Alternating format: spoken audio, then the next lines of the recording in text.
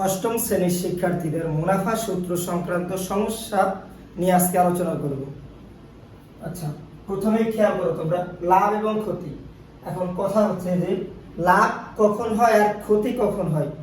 তুমি নরমালি চিন্তা করো, তুমি যদি বাজার থেকে একটা পণ্য 100 টাকা, কত 100 টাকায় তুমি কিনছো, অর্থাৎ তুমি পণ্যটা কিনছো কয় টাকায়? 100 টাকায়। এক্ষেত্রে তোমার ক্রয় মূল্য কত? তাহলে 100, ঠিক আছে, ক্রয় মূল্য কত? 100। এবং এই পণ্যটা 100 টাকায় কেনার পর তুমি বিক্রি করছো 120 টাকা। কয় টাকা? 120 টাকা। তাহলে তোমার বিক্রয় মূল্য কত হলো? বিক্রয় মূল্য হলো কত? 120 টাকা।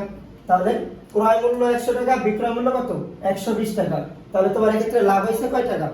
লাভ হয়েছে কয় টাকা? 20 টাকা। কয় টাকা?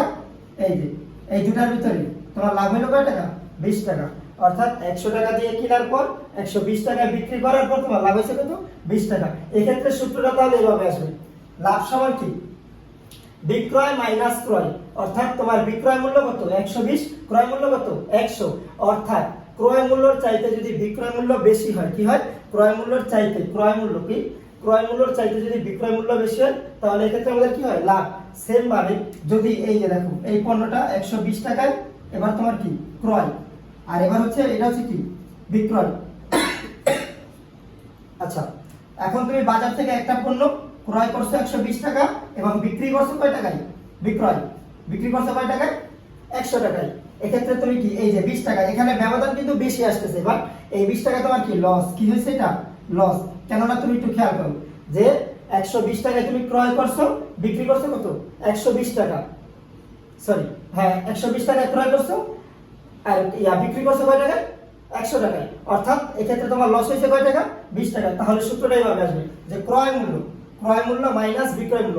অর্থাৎ বিক্রয় মূল্যের চাইতে যদি ক্রয় মূল্য বেশি হয়, বিক্রয় মূল্যের চাইতে যদি ক্রয় মূল্য বেশি হয়, এক্ষেত্রে কি হয়?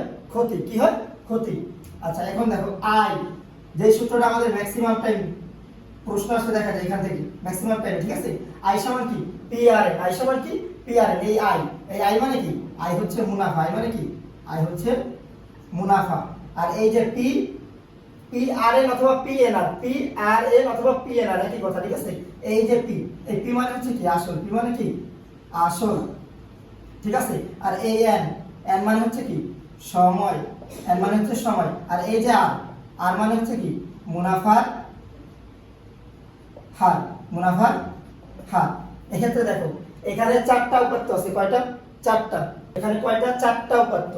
এই যে দেখো 1টা 2টা 3টা 4টা। এই 4টা উপাত্তের ভিতরে যদি 3টা উপাত্তের মান দেওয়া থাকে, কয়টা? 3টা উপাত্তের মান, তাহলে আমরা যে কোনো উপায়ে এখান থেকে বাকি যে উপাত্তের মানটা দরকার হবে সেটা নির্ণয় করতে পারবো। যদি এখানে সূত্রটা কি আছে? আই সমান সমান পি এন আর। আচ্ছা, এখন তোমার কোনো মতে ধরো এখানে আর এর মান দরকার। কার মান? আর এর মানটা দরকার, ঠিক আছে? তাহলে এই সূত্রটাই দেখো, আই সমান সমান পি এন আর। আমরা যদি এভাবে লিখি পি এন আর সমান কি আই লেখা যায় না? ইজ ইকুয়াল টু কত? P N R is equal to কত? আই।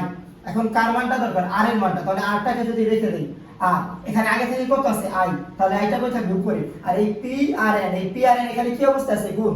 এখানে যদি গুণ থাকে, এখানে নিয়ে গেলে সেটা কি হয়ে যায়? ভাগ, ঠিক আছে? তাহলে আর সমান সমান কত? I divided by P N. Same ভাবে যদি এন এর মানও দরকার হয়, একই ভাবে আমরা কি এটা ঘুরিয়ে পেঁচিয়ে লিখতে পারবো, সমস্যা নেই। আচ্ছা, সেম। এখন দেখো আরেকটা সূত্র, এ সমান সমান কত? P plus I. এ সমান কত? P plus I. আচ্ছা, পি প্লাস আই যদি হয়, তাহলে এই যে এই এ হচ্ছে কি? মুনাফা আসল। মুনাফা আসল। আচ্ছা, এখন এখানে হচ্ছে কি? মুনাফা আসল মানে কি? এখানে আছে কি তোমার? আসল প্লাস কি? মুনাফা। অর্থাৎ আসল আর মুনাফার যোগ যদি করি, আসল আর মুনাফার যদি যোগফল করি, তাহলে এই টোটাল যে ভ্যালুটা আসবে সেটাই হচ্ছে কি তোমার? মুনাফা আসল, ঠিক আছে? তাহলে আসল প্লাস মুনাফা, অর্থাৎ আসল প্লাস মুনাফাই হচ্ছে কি? মুনাফা আসল। এখানে আর দুইটা সূত্র এখানে লেখা আছে। এই যে সি, এই সি হচ্ছে চক্রবৃদ্ধি মূলধন। সি কি? সি হচ্ছে চক্রবৃদ্ধি মূলধন। এই চক্রবৃদ্ধি মূলধনের সূত্র কি? পি ইনটু 1 প্লাস আর করে কত? এন। তাহলে পি ইনটু 1 প্লাস আর ব্র্যাকেট উপরে কত? এন। এই এন মানে হচ্ছে সময়। এন মানে কত? সময়, অর্থাৎ বছর। এখন পরীক্ষায় যদি আমাদের বলে 1 বছর, তাহলে আমরা কত দিব? 1। যদি বলে 2 বছর, তাহলে আমরা কত? 2 দিব। যদি বলে 3 বছর, তাহলে আমরা কত দিব? 3। অর্থাৎ এই বছরটা পরীক্ষায় উল্লেখ করে দেবে প্রশ্নের ভিতরে, 1 বছর 2 বছর 3 বছর যেটা আসুক এর মান আমরা কি ততই বসাবো। এরপরে আরেকটা আছে তোমার কি চক্রবৃদ্ধি মুনাফা। চক্রবৃদ্ধির মুনাফা সূত্রটা কি p * 1 + r ব্র্যাকেট উপরে n মাইনাস কত n।